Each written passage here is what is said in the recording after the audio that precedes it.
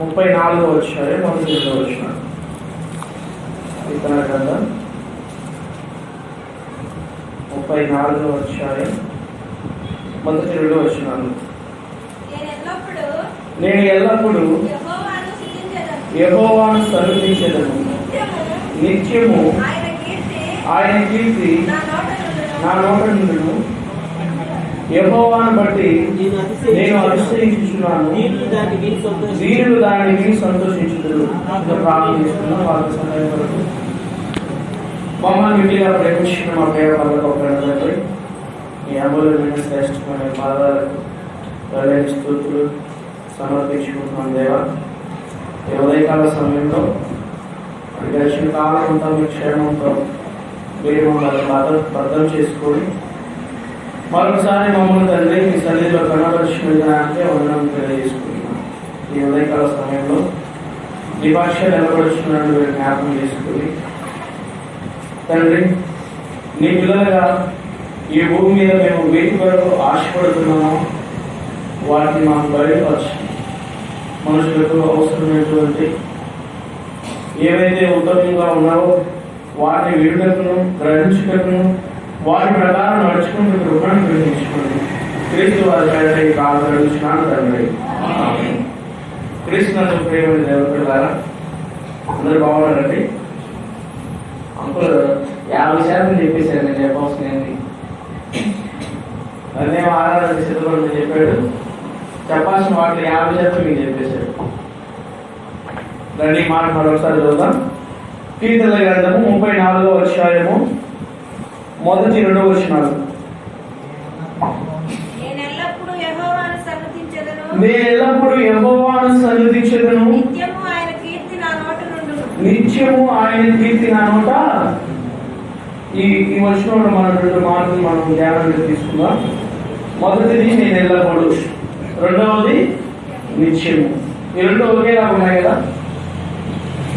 ఎల్లప్పుడూ దేవుని స్తుతించుతూ ఉండడం, నిత్యము దేవుని స్తుతించుతూ ఉండడము, ఈ రెండు ఒకటే కదా.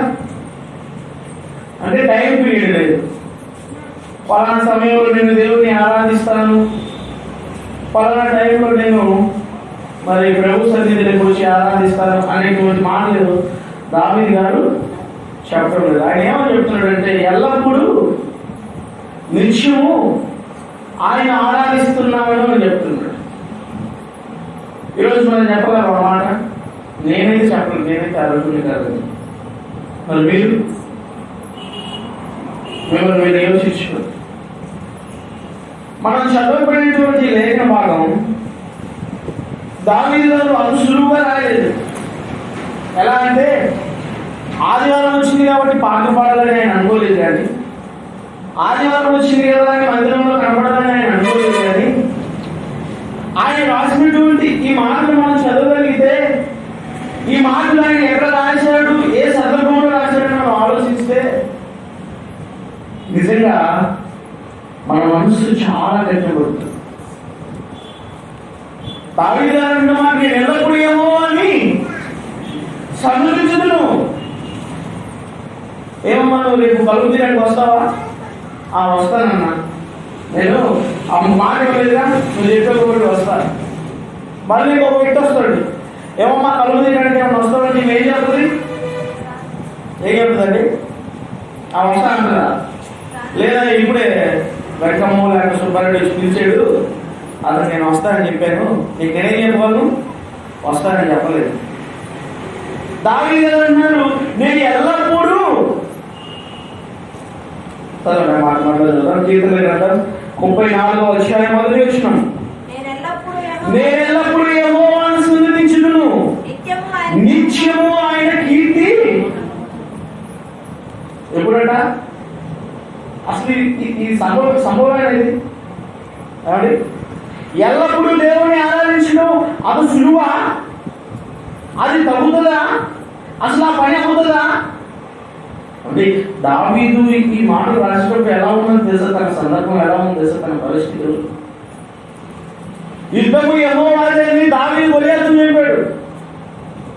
దావీదు గొలియాతును చెబితే అది దేవుడి కార్యమైతే వాళ్ళందరూ పగబట్టారు దావీదు మీద. దావీదు ఎక్కడ కనిపిస్తే అక్కడ చంపాలని, ఆయన శిక్షించాలని ఆయన వెంబడి పడుతున్నప్పుడు దావీదు ఏం చేశాడు తెలుసా? ఏం చేశాడండి?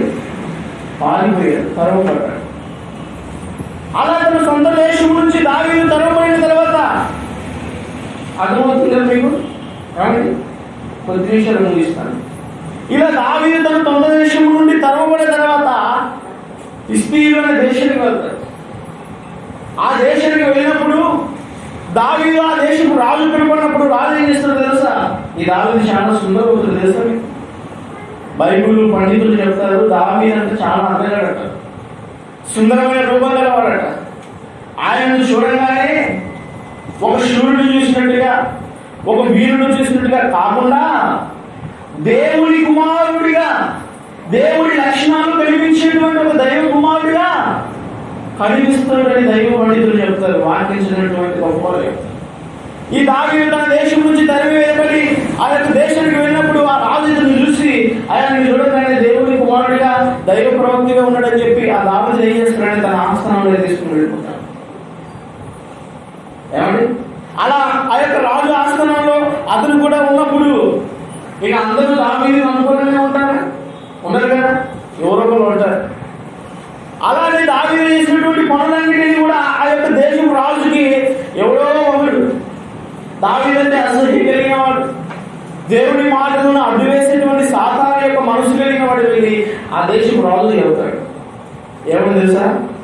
అతను ఎవరనుకుంటున్నావు తెలుసా? నువ్వు దైవ కుమారుడిని నువ్వు అనుకుంటున్నటువంటి వ్యక్తి, దేవుడి నుంచి ఇచ్చినటువంటి వ్యక్తి నువ్వు అనుకుంటున్నావు కదా. ఆ అబ్బాయి ఎవరో తెలుసా? మన గొలియాతను చంపింది అతనే. ఇప్పుడు రాజు ఏమనుకోవాలి? సాక్షాత్తు నా యొక్క మనిషిని చంపిన వాళ్ళని తీసుకొచ్చి నాకు కూడా పెట్టుకున్నాడు కదా, వెంటనే వెళ్ళి అతన్ని పిలుచుకున్నాడు అని చెప్పాడు. పిలుచుకున్నాడు అని చెప్పిన వెంటనే వీళ్ళందరూ వెళ్ళిపోయి దావీదు దగ్గరికి వెళ్ళిపోయి, దావీదు నేను రాజు పిలుస్తున్నారా అనగానే దావీదు ఏంటయ్యా ఏం జరిగిందయ్యా అంటే, ఇదిగో నువ్వు పలానా దేశం నుంచి వచ్చావని, పలానా దేశంలో మా మనిషిని చంపావని చెప్పేసి రాజుకి సమాచారం అందింది. ఇక ఇవే నీ ఆఖరి రోజులనుకో, ఇవే ఇక నీకు ఆఖరి దినాలనుకో అని చెప్పి ఆయన దావీదు చెప్పి దావీదును తీసుకువెళ్ళి ఆ రాజు ముందు నుంచోబెడతాడు. ఆ దావీదు వెళ్ళి రాజు ముందు నుంచినప్పుడు ఇక ఆ రాజు అడుగుతున్నాడు, ఏ అబ్బాయి నీ పేరేంటి? నువ్వు ఏ దేశం నుంచి వచ్చావు? మీ నాన్నగారు ఏం చేస్తుంటారు? మీ అమ్మగారు ఏం చేస్తుంటారు? నువ్వు ఎలాంటి పరిస్థితుల్లో ఇక్కడికి వచ్చావు? అసలు నీ పుట్టేంటి, నీ పూర్వవుతుంది అని మొత్తం అడుగుతున్నప్పుడు దావీదు ఏం చేశాడు తెలుసా? రండి మార్చుడు. కీర్తన గ్రంథం 34వ అధ్యాయం, కీర్తన గ్రంథం 34వ అధ్యాయం పైన రాయబడి ఉంటుంది, 34 పక్కన రాయబడి ఉంటుంది. ఒకసారి చదవక. 34వ అధ్యాయం మొదటి వచ్చిన పైన హెడ్లైన్స్ లో రాయబడి ఉంటుంది. ఒకసారి చదువు.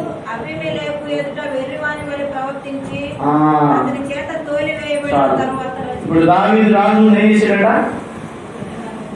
ఒక్కసారి చదువుతుంది. మళ్ళీ మీరందరూ చదువు, అక్కడ చదువుతారు మీరు చదవరు. ఎలా ప్రవర్తించాడట? ఒకవేళ దావీదు కనుక నేను దావీదు అంటే ఆ రాజు చంపేసేవాడు. ఒకవేళ దావీదు ఆ రాజు నేను అవును ఆ గొలియాతును చంపానంటే ఏం చేసేవాడు? చంపేసేవాడు. రాజు నీ పేరేంటి? అప్పుడు తిరుగుతున్నాడు, తిరుగుతున్నాడు. నీ ఊరేంటి? గోడ మీద ఏదో రాస్తున్నాడు. నీ పేరేంటి? ఆ ముక్కులు ఏలు పెట్టుకున్నాడు, చెవులు ఏలు పెట్టుకున్నాడు. ఏం చేస్తున్నాడు దావీదు? తిరిగి వాడు చేస్తున్నాడు.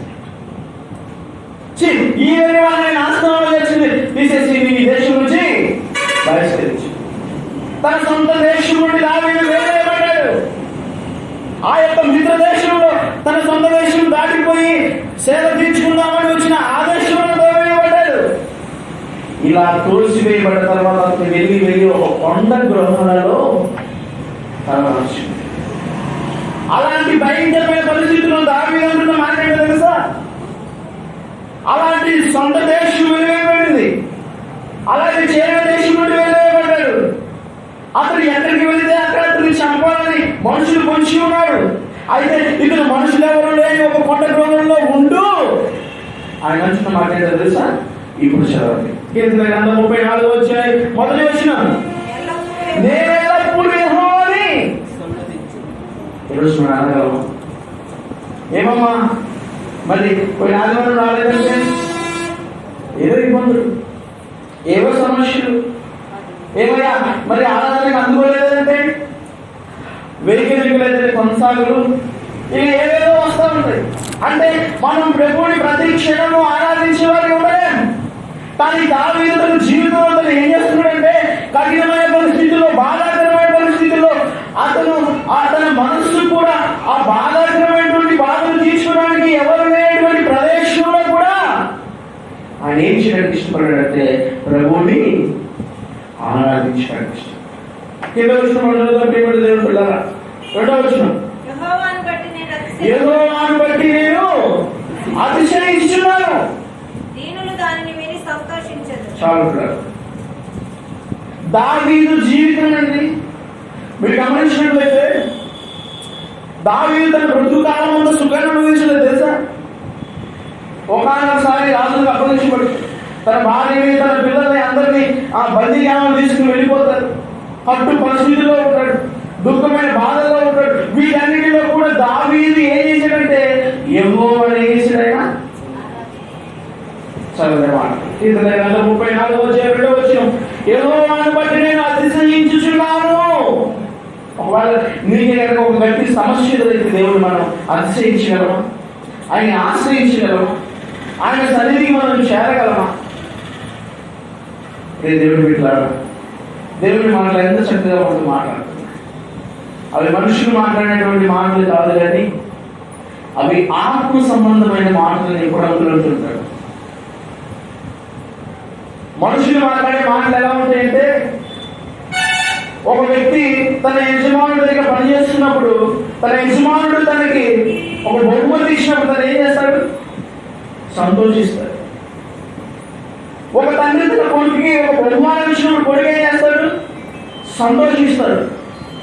ఒక ఉపాధ్యాయుడు తన దగ్గర చదువుకుంటున్నటువంటి విద్యార్థి బహుమతి ఇస్తే విద్యార్థి ఏం చేస్తాడు? సంతోషిస్తాడు. ఇవన్నీ బాహ్యంగా మనుషులకి సంతోషం కలిగిస్తాయి, కానీ అంతరంగ ముందు ఆత్మీయ విషయాలు కూడా ఇలానే ఉంటాయి. ఈ విషయాలు మనకి గోచరించాలంటే, ఈ విషయాలు మనకి అర్థం అవ్వాలంటే ముందు మనం ఏం చేయబడాలో తెలుసా? ముందు మనం ఏం సమకూర్చుకోవాలో తెలుసా? ముందు మనం ఎలా సిద్ధపడగలిగి ఉండాలో తెలుసా? ఏమండి, దావీదు గారు అంత సులువుగా 150 కీర్తనలు రాసింటారంటారు. మీరు ఈ కీర్తన మొత్తం చదవండి. ఎక్కడ చూసినా దావీదు యెహోవాను స్తుతించడమే, ఎక్కడ ఏ అధ్యాయం చూసినా ఆయన ఆరాధించడమే, ఎక్కడ ఏ వచనం చూసినా ఆయనకు సాగిపడమే, ఎక్కడ ఏ వచనం చదివినా ఆయనకు రుణస్తుడుగా ఉండడమే. అన్ని విషయాల్లో, ప్రతి విషయంలో నిత్యము అది లేదు ఇది లేదు ఇది లేదు, ప్రతి విషయంలో దావీదు దేవుడికి ఏం చేస్తాడంటే ఆరాధన చేస్తాడు. ఆయన గణపరుస్తున్నాడు, ఆయన స్తుతులు సమర్పించుకుంటున్నాడు. ఎందుకు దావీదు దేవుడికి ఇంతగా ఆ భక్తి కలిగి ఉన్నాడని మనం ఆలోచిస్తున్నది నిజంగా మనకి అర్థమైపోవాలి. మనం నమ్ముకున్న దేవుడు ఎలాంటి వాడు మనకు అర్థమైపోవాలి. నిజమే కదా? ఒక క్షణం మనం ఆత్మలో ఆలోచించినట్లయితే నిజంగా మన పరిస్థితులన్నింటినీ విడిచిపెట్టి ఒక క్షణం ఆయన సన్నిధిలో మన మనస్సు ఆయనతో ఆనుకోబడితే అప్పుడప్పుడు మనకు అనిపిస్తుంది కదండి, బాధ వస్తాయి. ఎవరికి చెప్పబుద్ధి కాదు, అన్నకి చెప్పబుద్ధి కాదు, తమ్ముడికి చెప్పబుద్ధి కాదు, వదిలికి చెప్పబుద్ధి కాదు, బంధువులకి చెప్పబుద్ధి కాదు. ఏం చేస్తుంది తెలుసా? ఒక్కరు వెళ్ళిపోయి ఎక్కడ కూర్చొని ఏడిస్తే బాగుంటుంది కదా. రాలేదండి, ప్రతి ఒక్కరి జీవితంలో ఈ ఘటన వచ్చాము. వీరందరూ అలాంటి ఘటన దాటే వచ్చారు. ఎవరికి చెప్పలేని పరిస్థితులు, ఎవరితో షేర్ చేసుకోలేనటువంటి ఫీలింగ్స్, వీటన్నిటిని మీ హృదయంలో కూడబెట్టుకొని వాటన్నిటిని ఒక దినాన ఒక రోజు ఒంటరిగా కూర్చొని ఏడ్చే సందర్భాలు లేవా మీకు? దావీదుడు అంతే. ఒకవైపు రాజు చదివారు, మరొకవైపు సొంత ఊళ్ళో వారు చదివారు. రాజు దగ్గర ఈ యొక్క దావీదు పిచ్చివాడిగా నాట్యం చేయవలసి వచ్చింది, పిచ్చివాడిగా ప్రవర్తించవలసి వచ్చింది. పారిపోయి పారిపోయి పారిపోయి కొండ గృహంలో దాక్కుని ఆ గృహ వైపు చూస్తూ దేవుడిని ఆరాధిస్తున్నాడు. ఈ మాట మన హృదయానికి తగులుతుందా? ఈ మాట మన హృదయానికి అర్థమవుతుందా? మాంసంతో నిండిన మన హృదయం ఈ మాటను స్వీకరించగలుగుతుందా? దేవుని మాటలు దావీదుకి ఎంత ఇష్టమో తెలుసా? దేవుడి మాటలంటే ఆయన హృదయం ఎలా తప్పనిస్తుందో తెలుసా? దేవుడు అనే ఒక మాట వినబడగానే దావీదు తన శరీరంలో ప్రతి అవయవానికి కూర్చుంటాడు. ఎప్పుడు నా దేవుడు మాట్లాడతాడు, ఎప్పుడు నా దేవుడిని స్తుతించడానికి సమయం ఇస్తుంది, ఎప్పుడు నా దేవుడితో ఏకాంతంగా మాట్లాడవచ్చు, ఎప్పుడు నా దేవుడిని ఆరాధించవచ్చు, ఎప్పుడు నా దేవుడు నేను పాటలతో మహిమపరచవచ్చు. ఈ కీర్తన గ్రంథము నేను చెబుతున్నాను, మీరందరూ పట్టించండి. కీర్తన గ్రంథం 1వ అధ్యాయం నుంచి 150వ అధ్యాయం వరకు ఇంచుమించు సుమారు 70 కీర్తనలు దేవుని పొగుడుగా రాస్తాడు. ఎందుకు రాస్తున్నాడు ఆయన అలా అంటే, ఆయన దేవునిలో కలిసిపోయాడు, ఆయన దేవునిలో ఏకమైపోయాడు, ఏక శరీరమైపోయాడు. ఎందుకు ఏక శరీరమైపోయాడంటే దావీదు రండి మాట్లాడతాం. కీర్తన సామెతల గ్రంథము 2వ అధ్యాయము 1వ వచనం. సామెతల గ్రంథము 2వ అధ్యాయము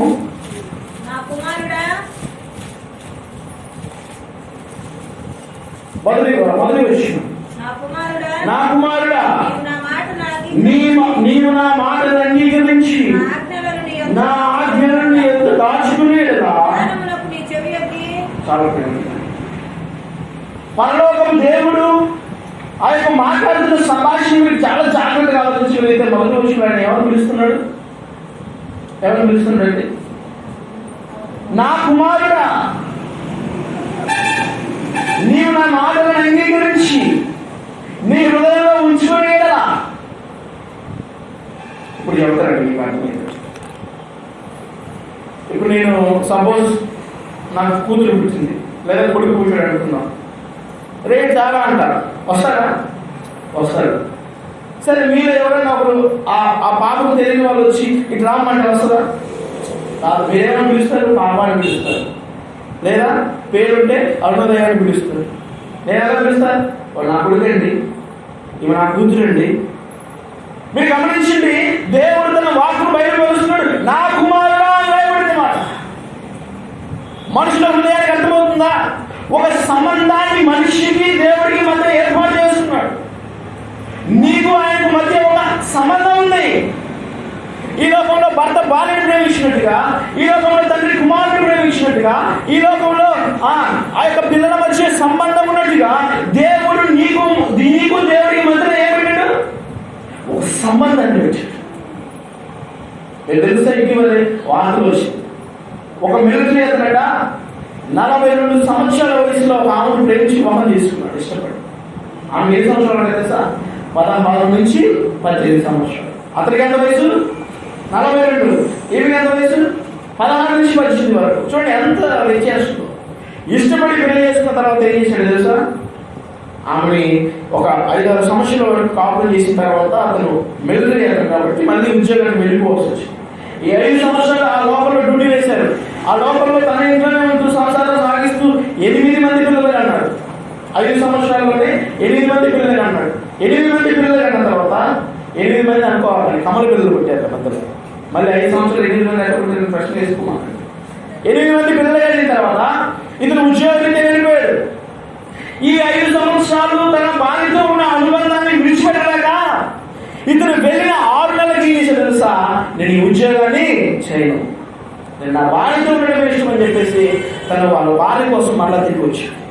ఇలా వీరిద్దరు 1 సంవత్సరం కాలం గడుపుతుండగా హఠాత్తుగా తన భార్య మరణించింది.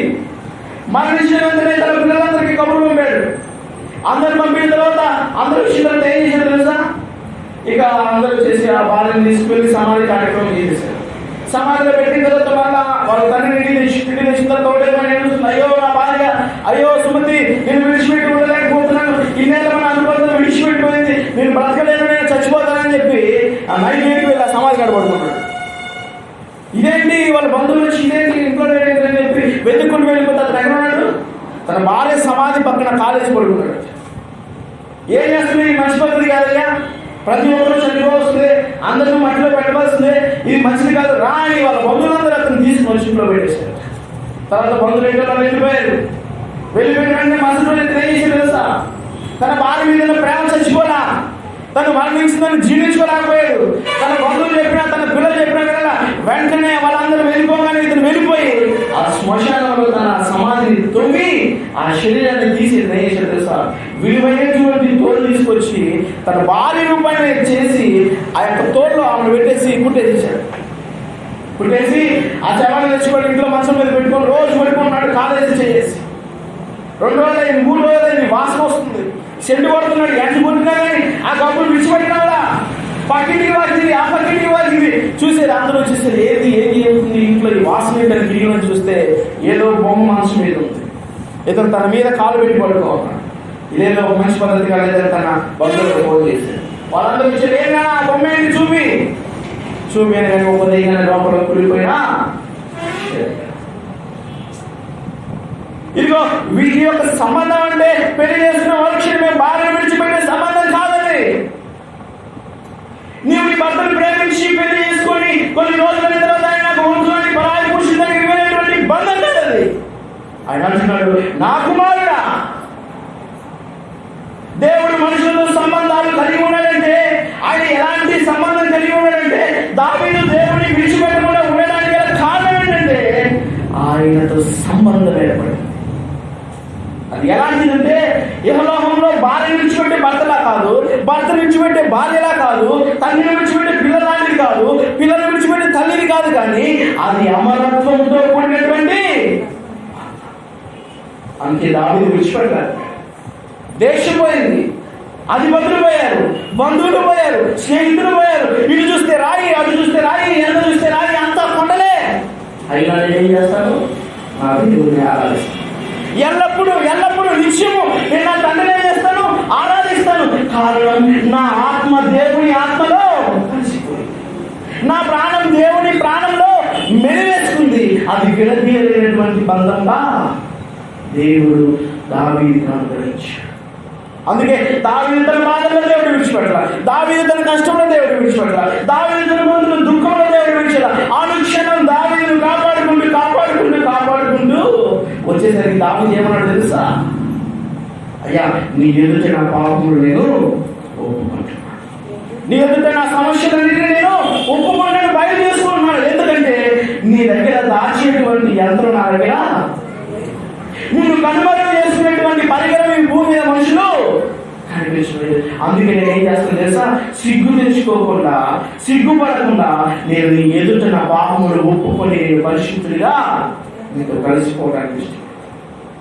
అందుకే రాయబడింది, నా కుమారుడా నా మాటలు అంగీకరించిన కదా నీకు ఎంత వేరు. అందుకే నేను ఎల్లప్పుడూ ప్రభువుని ఆరాధిస్తాను, సమర్పిస్తాను, నిత్యము. నిజంగా అదే కట్టు పరిస్థితుల్లో నేను ఉంటే ఆయన ఆరాధించేవాళ్ళు.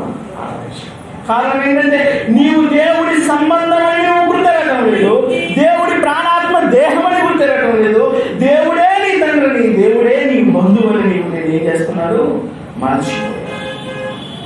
అందుకే తన కృపాతిశయం బట్టి ఆయన నిన్ను నన్ను పిలుస్తున్నాడు, ఆయన నిన్ను నన్ను ప్రేమిస్తున్నాడు, ఆయన నిన్ను నన్ను ఏం చేస్తున్నాడు తెలుసా, తన సన్నిధికి, తన సహవాసానికి, తన పరిచర్యలో మనల్ని పాలుభావస్తులు చేసుకున్నాడు. ఇంత గొప్ప ధన్యత ఏ మాట్లాడుకోలేదు. అందుకే నేను చెప్పాను, మాట చెప్పాడు, ఆత్మ సంబంధమైన మాటలు వినాలి అంటే ముందు నీ హృదయం దేవుడిలో అంటుకట్టబడాలి. దేవుడి మాటలు నీ హృదయంలో ఫలించాలంటే నీవు దేవుడిలో పెనివేయబడాలి. అది ఏ వ్యక్తి దూరినా దాన్ని విడిచిపెట్టలేదుగా, దాన్ని తీర్చివేయలేనటువంటి దానిగా మీరు ఏం చేయాలి, దేవుడిలో అంటున్నట్టు. రండి మాటలు ముగిస్తాను, చివరి మాటలు ముగిస్తాను. దేవుని ద్వారా ఇప్పుడు అందరూ ఆడవాళ్ళు ఉన్నారు కాబట్టి 2 మాటలు చెప్పి ముగిస్తాను, చదివి వినిపిస్తాను, మీకు అర్థమవుతుంది. లూకాసు వార్త 10:39 దయచేసి చదవండి అక్క. లూకా రాసిన సువార్త 10:19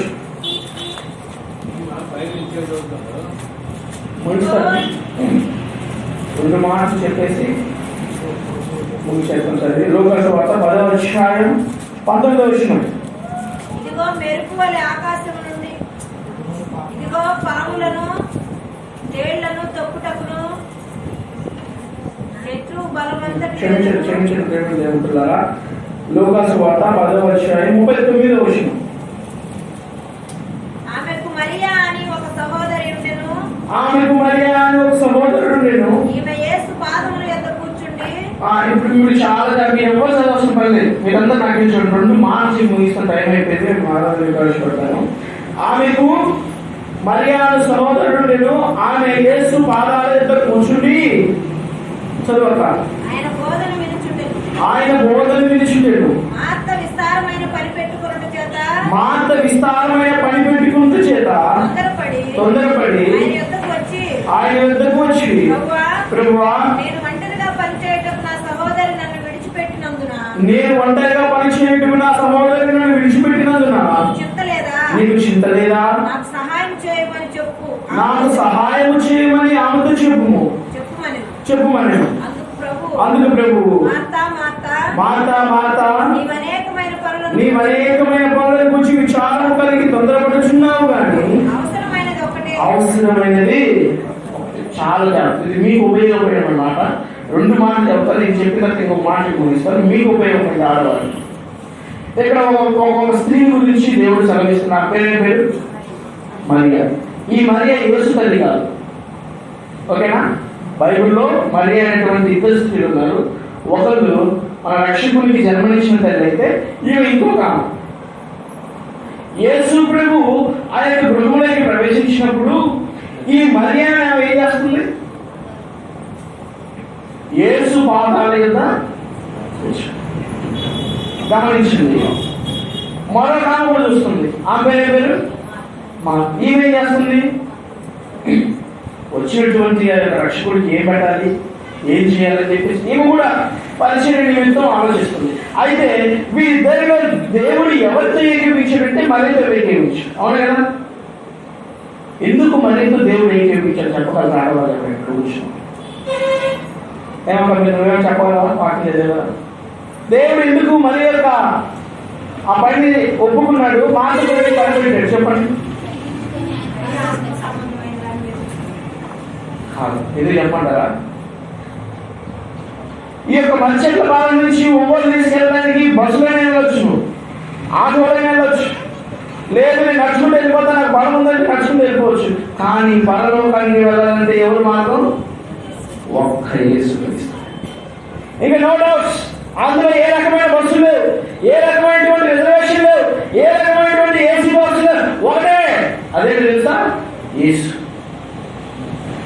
ఆమె అదే అనుకుంది, నేను నా ప్రభువునికి ఆధారమైనటువంటి అనుకుంది. అలా అనుకుని ఆయన ఏం చేసిందో తెలుసా? ఇంకొక మాట ముగిస్తారు. మీకు చాలా సంతోషం వస్తా మాట చెప్తాను.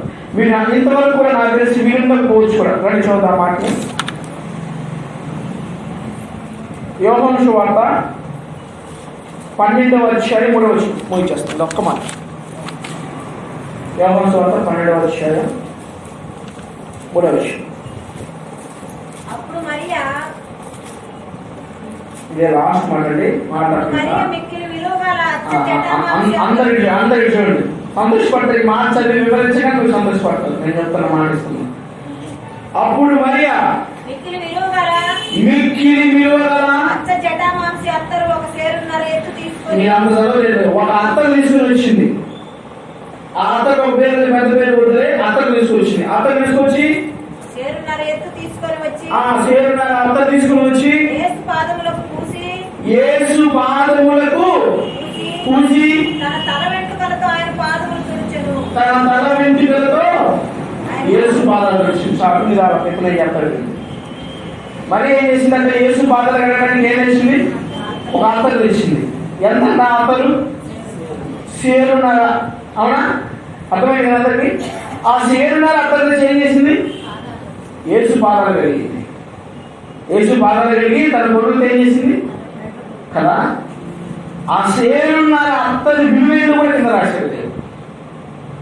మరియా యేసు పాదాలు కలిగిందయ్యా, అత్తలు తీసుకొచ్చింది అని మనం చదువుకోకూడదు. అది ఎంత విలువ కలది. ఆమె తేవడానికి కూడా ప్రయాసం ఏంటో కూడా మనం తెలుసుకోవాలి. అది ఎంతంటే కింద రాయబడింది 5వ వచనం. ఈ ఎంతండి? 300 దేనాలు.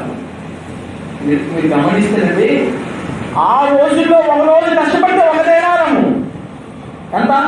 ఉదయం నుంచి సాయంత్రం వరకు గొడ్డు చాకరీ చేస్తే ఇప్పుడు సులభమైన పనులు వచ్చాయి. అప్పుడు పెట్టి చాకరట. ఉదయం నుంచి సాయంత్రం వరకు పని చేస్తే 1 దేనారం అయితే ఆమె తెచ్చిన ఆ తైలం